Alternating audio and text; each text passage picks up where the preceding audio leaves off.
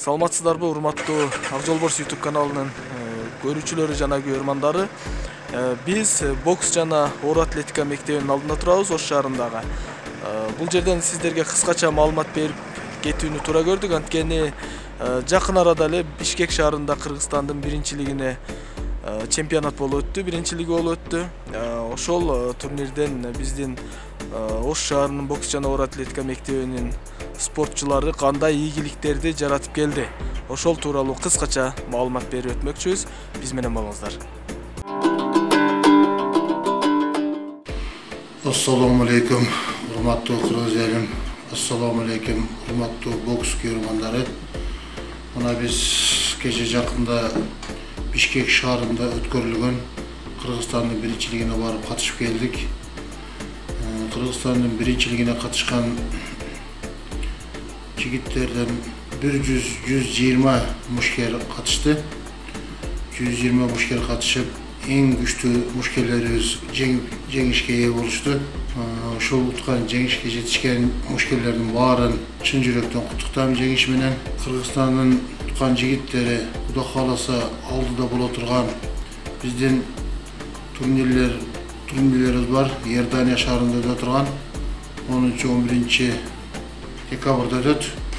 Азыр мушкерлерибиз келип Кыргызстан Республикасынын өткөрүп коюшуп, дагы келип бул жерге келип талыкпастан машыгууларды баштадык. Кудай кааласа Иордания шаарында өтө турган турнирде биздин Кыргызстандын мушкерлери ийгиликтерине кайтат деген чоң үмүттөбүз. Кудай кааласа алдыда дагы боло турган экспериментальный турнирлерибиз бар. 99, 2000, 2001, 2002 жылкы балдардын арасында өтө турган турнирибиз бар. Бул турнирде уткан балдардын баары Кудай буйруса азыр Ташкент шаарында чемпионат Азия өтөт болот. Ошо чемпионат Азияда уткан балдар баардыгы ошол жака барып катышат, жолдомо алышат.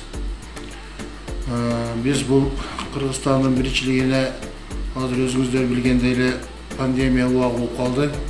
Пандемия убагында дагы биз ага карабастан бүт эрежелерди сактап, машыгууларды өткөрүп, турнирге катуу даярданып, ушу жакшы ийгиликтер жаратып келдик деген чоң үмүттөбүз. Ош шаарынын бокс жана оор атлетика спорт мектебинин мушкерлери да жакшы ийгиликтер жаратып келди. Айта кетсек, биринчи орунду алган биздин Ош шаарынын бокс жана оор атлетика спорт мектебинин мушкери Имам Назаров Мырзахит деген жигитибиз биринчи орунду алып келди, алтын медалды багындырып келди. Бул жигитибиз жөнүндө айта турган болсом, бул жигитибиз мына жаштардын арасынан эми чоңдордун арасына көтөрүлгөн бала. Буга чейин бул жигитибиз 2018 жылы жаштардын арасында дагы Кыргызстандын биринчилигинде алтын медалды багындырып келген. Ага чейин бул жигитибиз Кустанай шаарында өткөн көптөгөн чет мамлекеттерде жакшы ийгиликтер жаратып келген жигитибиз болот бул.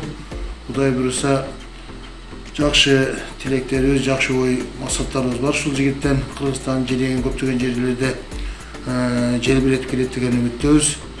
Андан кийин биздин 57 салмакта Сейитбек уулу Мунарбек деген жигитибиз экинчи орунду күмүш медалынын ээси болуп келди. Андан кийин 75 килограмм салмакта Туратов Жаркын деген жигитибиз алып келди. Андан кийин коло медалынын ээси Зундунов Камчы деген жигитибиз алып келди. Андан кийин дагы бир коло медалын Самат деген жигитибиз алып келди. Ушул жигиттерибиз Ош шаарынын бокс жана оор атлетика спорт мектебинин жүзүн жары кылып, ошо жакшы ийгиликтерди жаратып келди деп сүйүнүп отурабыз. Килограмм, джигит, точнее, Мирзахит Имам Назаров из города Ош, он кандидат в мастера спорта, его соперник Темирлан Нурланулу из Самарской области, он является мастером спорта.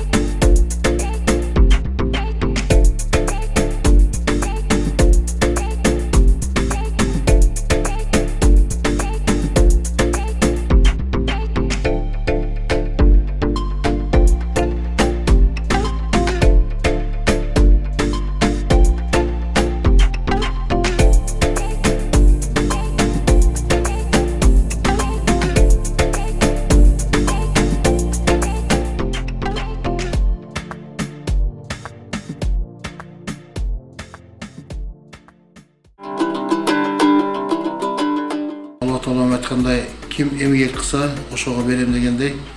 Алла таалам бардыгыбыз, бардык машыктыруучуларыбыз жакшы балдарга көңүл коюп, жакшы даярдап балдарды ушу пандемия убагында дагы талыкпай иштеген эмгеги үчүн Алла таалам ушулардын дагы эмгегин кайтарды деп ойлойм да. Биз дагы көптөгөн бир жакшы жигиттерибиз бар эле. Алар дагы жеңишке жетет деген үмүттө отурдук эле. Эми Кудайдын буйругу экен, эми Алла таалам пешенесине ушу күндү жазган экен.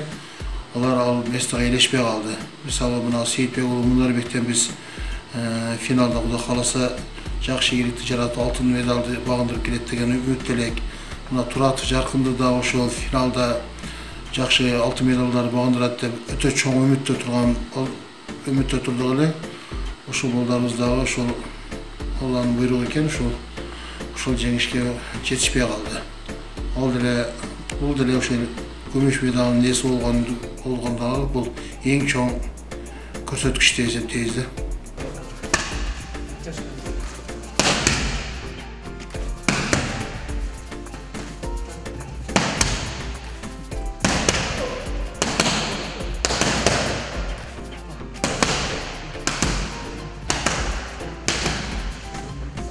Балдарды пандемияга карабастан бизге коюлган тартиптерди сактап, Жалал Абаддагы Таймураз спорт клубтары менен биргелешип совместный тренировкаларды өткөрдүк. Ошондой эле ошол убактарда балдардын витаминизациялары бардык жактан ошол колдоолор болуп жатты. Биздин спорт комитеттен дагы колдон келишинче акчаларын бөлүшүп, ошо витаминизацияларына жардамдарын берип, балдарга колдоо көрсөтүп, барып келе турган чыгымдарыбыздын баардыгын көтөрүп берди. Ошо биздин спорт комитеттин жетекчилерине дагы терең ыраазычылык билдирип кетем. Алла ыраазы болсун. Ошо биздин дагы ошол мэрибиз Талабек Насырбековичке дагы терең ыраазычылык. Ал дагы агабыз дагы мэрибиз дагы көптөгөн жакшы колдоолорду көрсөттү. Ошо биздин агайларыбызга, ошондой эле ошо Кыргыз Республикасынын ушундай оор кырдаалдарда, ушундай пандемия убагында ошо биздин бокс федерациясынын президенти Халмурзаев Абдубакыт Алабаевичке, ошондой эле башкы машыктыруучу Данияр Жусубалиевке, ошондой эле ушул Кыргызстан боюнча пандемия убагында өздөрүнүн пандемиянын тартибин сакташып, ушул балда ушундай татынакай жигиттерди, күчтүү мушкелерди талыкпай эмгектенип, ушул балдарды ушу жакшы жеңиш менен келели деп ар бир тренердин өзүнүн ой тилеги болот экен. Ошолорду даярдаган Кыргызстан элиндеги бүт машыктыруучуларга терең ыраазычылык билдирем. Ошондой эле ошол биздин эми бул турнирде жөнөкөй эле бул турнир жөн эле өтүп калбайт да. Бул турнирде биздин калыстарыбыз бар. Ушу биздин калыстарыбыз ушу мушкелердин менен бири-бирине болгон турнир, бири-бирине болгон беттешүүлөрдө өздөрүнүн калыстыгын көрсөтүшүп, күчтүү мушкелерди тандап берген. Ушу калыстарга дагы терең ыраазычылыгымды билдирем. Алла ыраазы болсун. Ниетилеген максаттар болсо тилеген максаттарына жетишсин. Алдыда боло турган турнирлерге Алла таалам өзү колдоп, ушу биздин мушкелерге жакшы ийгиликтерди жаратып келишке Алла таалам өзү насип этсин.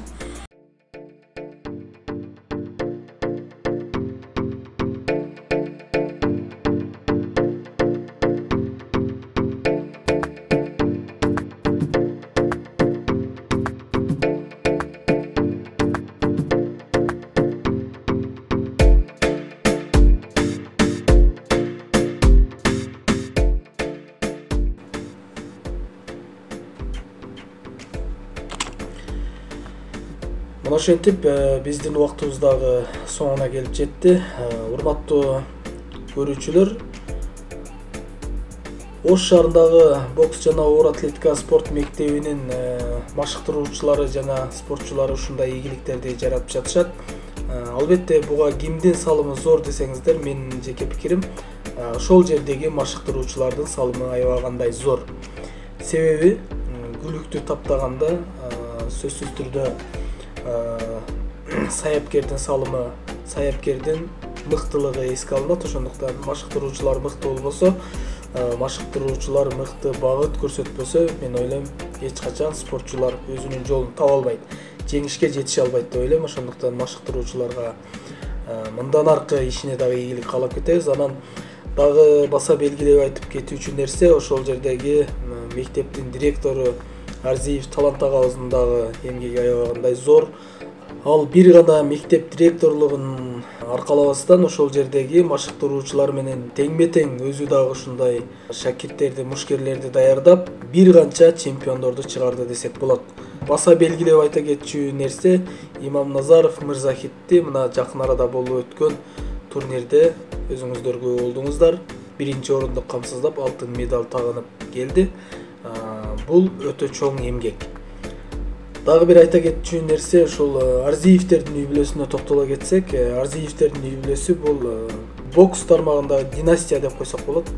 Себеби баарына белгилүү Абдували Арзиев, Нургазы Арзиев агаларыбыз биздин намысты коргоп келген.